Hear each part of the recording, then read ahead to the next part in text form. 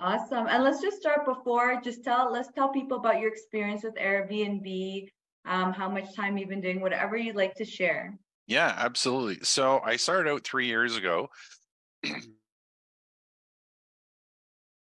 I had a property that I was willing to experiment with. I had already spent a lot of time researching Airbnb, how to do it. Unlike most others who kind of fall into it, I was very intentional with how I was going to get in there. And even at the time, I remember looking at AirDNA. If anybody's not familiar with AirDNA, it's a website where you can go and find out how your property could actually perform based on historical data. So it's actually pretty good.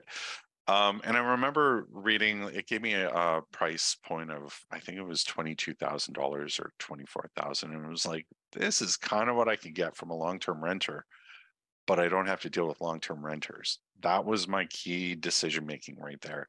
So I had renovated this house. I had gotten everything ready. I was actually living in it at the time. We were completing our renovations. We moved out into another property, but I wanted to intentionally design this for short-term rentals. So of course, I way overspent on my furniture costs and blew that budget out of the water. Made all kinds of mistakes, which I've learned from. But what was really important at the time was how much can I make? And I knew I had a 6 month window that I'm going to give myself 6 months, see if I can actually make this a thing.